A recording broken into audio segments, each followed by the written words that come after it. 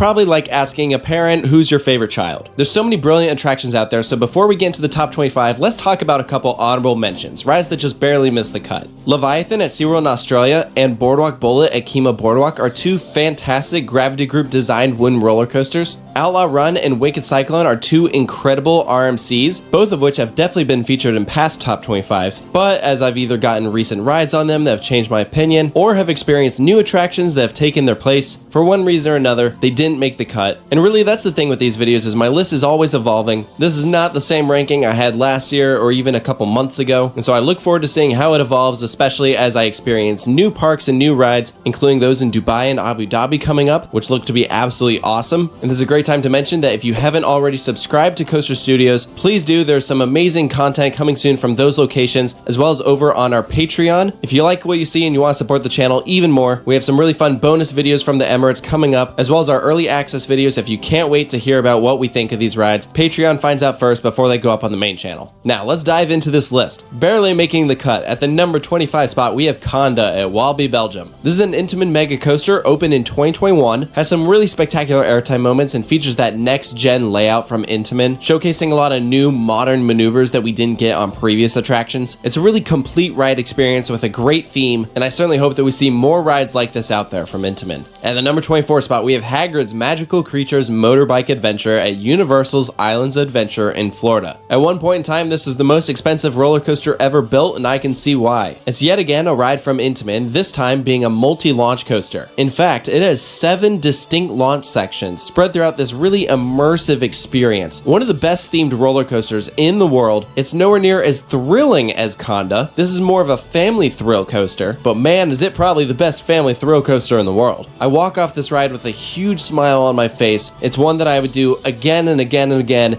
if it didn't always have a 2-hour line.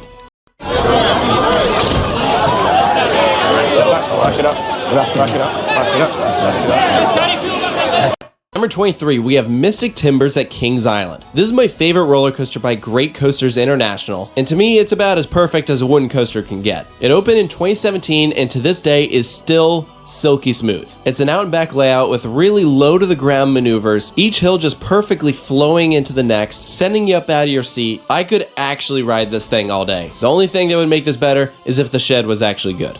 Let's move on from Kings Island over to Kings Dominion. Intimidator Through 5 is my most ridden roller coaster ever, and I will always hold a soft spot in my heart for it. And frankly, because I've ridden it so much, I think the ride is actually at a bit of a disadvantage, because if this wasn't at my home park growing up, I think I would place this ride a lot higher. But I've gotten so used to it that it doesn't faze me like it used to. But objectively, this is like the most intense roller coaster ever built. And I can confidently say that after experiencing all of these rides. None of them feature as crazy of a moment as that first turn on I-305, when you're going from a 305-foot hill to a low-to-the-ground bank turn where you're guaranteed to gray out and you might even black out. We'll probably never see another ride out there like I-305. It is not for everyone, but man, do I love this thing.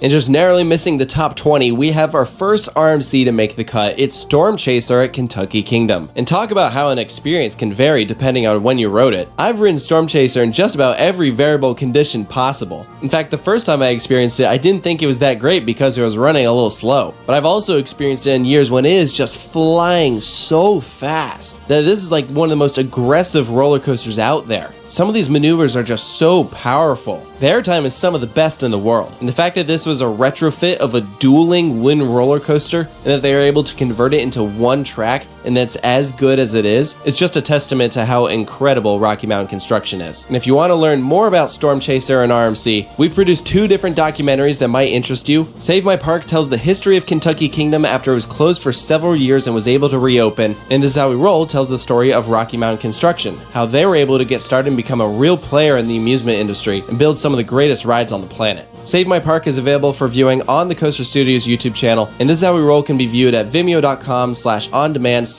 Is How We Roll movie. Enter the promo code TOP25 for 20% off your purchase. Let's head back to Europe for Phantasialand and their 2016 Intamin multi-launch coaster Terran. And when this thing first debuted in 2016, I became obsessed and I was like, I have to ride this one day. The way the park integrated this ride into Klugheim, this immersive themed environment, you just have coaster track going everywhere. You don't know where the ride just came from or where it's going. Instead of having like distinct moments, the layout is cohesive. One maneuver just perfectly leads into the next. It is so incredible. One day I really hope to experience it at night during their Winter Trauma event. I've been to Phantasialand twice now, and that is definitely a bucket list experience. And at the number 19 spot, we have the biggest roller coaster that B&M has ever built, and interestingly enough, the only B&M to make my top 25. It's Fury 325 at Carowinds. And this has widely become a fan favorite roller coaster. I know when I first rode it back when it opened, I said that was the best roller coaster I'd ever ridden. In the Golden Ticket Awards, it continues to get voted at the number 1 spot. It is just so fun, so fast, incredibly long ride, one of the longest roller coasters in the world. It's super smooth, and B&M has other Giga coasters out there, but they don't come close to touching Fury. That is by far their best work.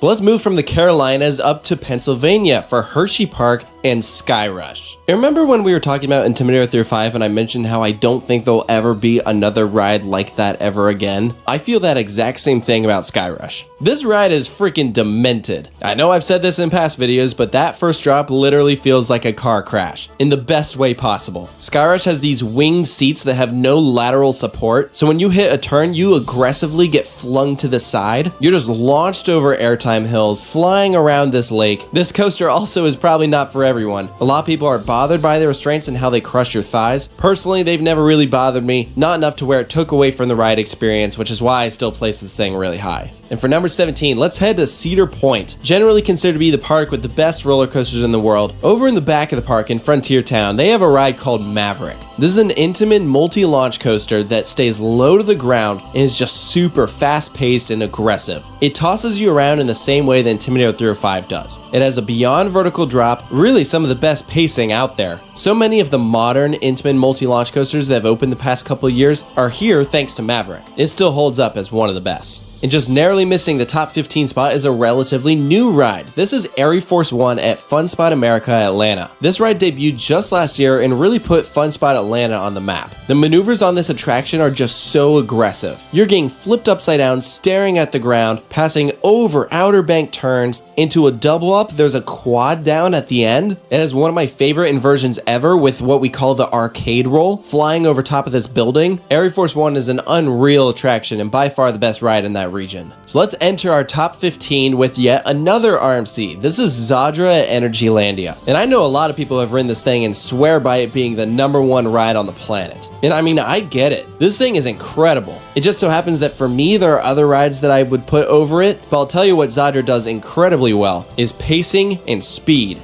Not only is Zadra enormous, but it traverses this course with such momentum that you have no idea what is going on. You slam to a stop in those brakes with so much speed, you have to take a huge breather like, holy crap, I can't believe that just happened. It's something that you just gotta experience. It's that good. And at the number 14 spot, we have the incredibly unique, world's only Aero 4th Dimension roller coaster X2. This was a prototype attraction that actually sent the company that made it into bankruptcy. It was that ambitious, it stands as the forefront first attraction that you see when you're entering Six Flags Magic Mountain, which is the park with the most roller coasters in the world. And this ride is like actually scary. You go up this 200+ foot tall lift hill backwards, flip over to face the ground, you have an almost vertical drop, and your seats are rotating throughout this course to fit in different directions. The only reason why this ride is not higher is because it definitely has its flaws. It is not the smoothest, and when you're in an outside seat, it definitely can be a lot, but I just love this concept so much, it just had to make the list. But let's head to Sweden for Lucky 13 and Wildfire at Kolmården. You think Air Force One is in an odd park? Wildfire is located in a literal zoo, but man is the setting beautiful. Gives you a world-class view off to the side of the water, these huge towering trees, and then a really excellent layout. The other RMCs that I've talked about in this video use their iBox track. This is actually a wood coaster using a topper track, so it feels more raw and out of control. It's one of only 4 roller coasters ever built to use that system, but out of all the topper track rides, this one is definitely my favorite. I just think it is so freaking cool, and one of the most imposing rides ever. Just looking at this thing, you're like, wow, that is a big roller coaster. And speaking of which, from one incredible Woody to another, at number 12, we have El Toro at Six Flags Great Adventure. This is my favorite roller coaster at any Six Flags park. I've always had such a soft spot for this ride, but it is unfortunately one of those rides that just steadily over time has dropped little by little. It's still incredible, it still rides well, although at times it definitely can feel a little rough, but its airtime hills are just world class. That drop is unbelievable, and even the way the ride looks is just so iconic. I will always love this thing. And just barely missing our top 10 is Wildcats Revenge, another new for 2023 attraction, this one back at Hershey Park. And what's funny is prior to it opening, I thought for sure Skyrush was still gonna be my favorite ride there, but after doing Wildcats Revenge, I was just so blown away by it. The more I rode it, the more I was like, holy crap, this thing is insane. It feels like a smaller version of Zadra, and the fact that I have this over Zadra just tells you how powerful this ride is. The layout gets better and better as the ride goes along. Everything just becomes tighter, more compact. I was really impressed by this attraction. I know not everyone's gonna agree with that, but you know, everyone has a different list. People have different opinions, and that's okay. But if you like hearing my opinion, want to hear our thoughts on some of your favorite roller coasters, be sure to visit our Cameo. You can send in your top 10 favorite rides and we'll send you a personalized video roasting your opinion. We've had so much fun with these, and it's a great thing you can share with your friends on social media, send as a gift for another coaster enthusiast in your life, or if it's something you just need a good laugh for, cameo.com/coaster studios. And I'll say that coming up with my top 10 was incredibly difficult. Every single one of these is a 10 out of 10. Starting with Hyperion at Energylandia. This is an enormous, intimate hyper coaster. It's like a bigger, better Skyrush. Although Skyrush still has the edge when it comes to a better first drop. But Hyperion has excellent pacing with its first set of towering hills, and then the second half, low to the ground bank turns and quick changes in direction. Everything about the experience just blew me away. Absolutely one of the best rides in Europe.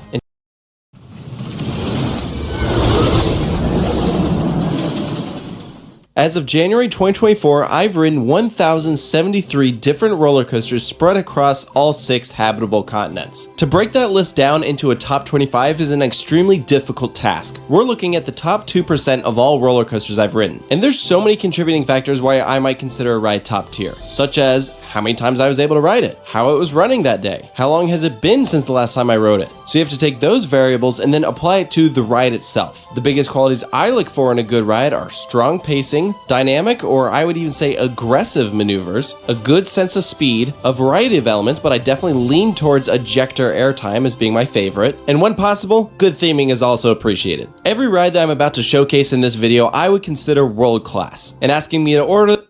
And just a little bit north of that is another Intamin coaster that we got to talk about. It's Taiga at Linnanmäki in Finland. This opened the year after Hyperion in 2019. It's a terrain coaster built onto the hillside, incredibly compact. It's remarkable that Intamin was able to fit in so much ride into this space. And the fact that it's as good as it is just a testament to how talented those designers are. You have 2 launches, multiple inversions, some really whippy moments where you're just getting tossed around from side to side. I loved riding this thing, and it's something that I can't wait to go back and eventually do again one day. And at number 8, we have a ride that many consider to be the best roller coaster in the world. I know I certainly did when I first rode it. It's Steel Vengeance at Cedar Point. It was the first hyper hybrid, so we have a vertical drop over 200 feet, a really long ride experience, over 5,000 feet long, 4 inversions, and I believe it still holds the record for the most airtime on any steel coaster. Each hill on this thing is so strong. It has a crazy finale of 6 airtime hills in a row as it's hitting the brake run. The common complaint with this ride is that it's a little repetitive, which I understand. I think some of the rides I have above this have a better variety of moments, but I still love this ride for what it is.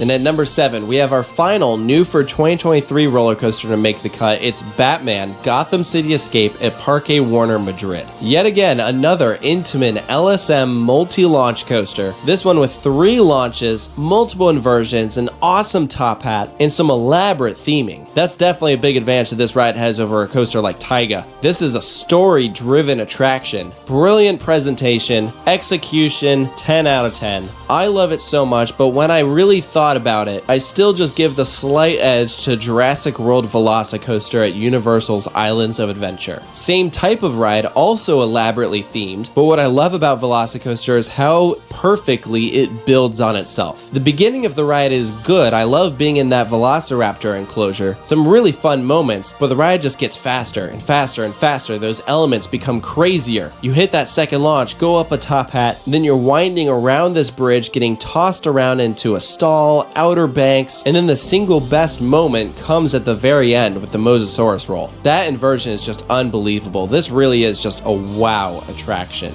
But it just barely missed my top 5, and from here on out, really any one of these roller coasters I'm about to mention could be my number 1. They're all just that good. But here's how I've placed them. At number 5, we have the Voyage at Holiday World. Without a doubt, this is my favorite wind roller coaster on the planet. The more I ride it, the more I am just astounded that this thing exists, how long of an experience it is, and that it just doesn't die out. This is some of the best pacing on the planet. The design of this roller coaster is unreal. It goes so far back there into the woods, tossing you around like a rag doll, and Holiday World keeps it smooth, retracking it every single season to keep it the best it possibly can be, and it shows. And also, if you get the opportunity to ride it at night, it's that much better. At number 4, we're heading all the way across the world to Japan and Nagashima Spyland. They have an RMC coaster called Hakuge. It was a redo of an Intamin wind roller coaster called White Cyclone, and this ride is just enormous, and it is beautiful. Stunning blue track on a white structure with a layout that is just relentless. I literally had bruises on my thighs after riding this thing all day. It was that powerful. I think you could absolutely make an argument for it being the best RMC, and for me, I went back and forth between this and Iron Gwazi at Busch Gardens Tampa. Both those rides have a lot of similarities in that they run way too fast and are just non-stop action until the very end. And before riding Iron Gwazi, I really didn't expect it to be my favorite RMC. I thought I was gonna like Steel Vengeance more. You know, Iron Gwazi beats it with like 1 foot in height, 1 mile per hour faster, but Iron Gwazi's layout is just that good. It takes a lot out of you. Like, this roller coaster is exhausting to experience over and over and over again. It feels like it should be illegal. I absolutely love it. So that's what I have at my number 3 spot. For number 2, let's head to Belgium for Plopsaland de Pan. And there couldn't be a more fitting name for a roller coaster than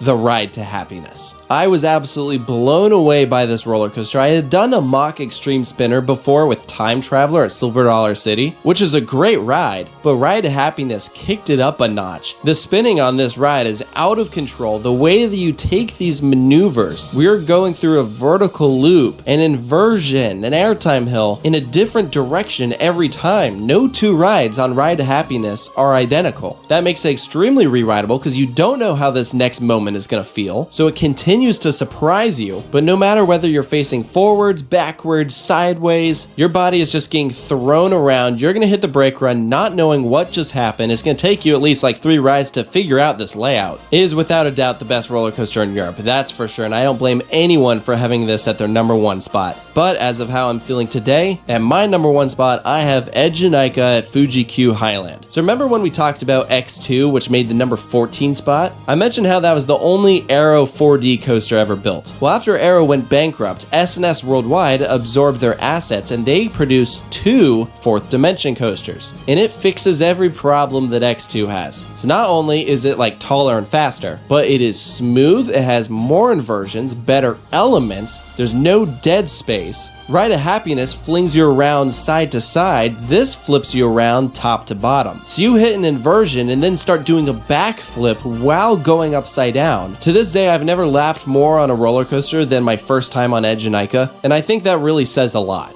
The only other time I've had a similar feeling on a roller coaster is when I rode Ride to Happiness and Iron Gwazi for the first time. And that's why those are my top 3 roller coasters, and I think they're gonna be pretty tough to beat. But that is how I place my top 25.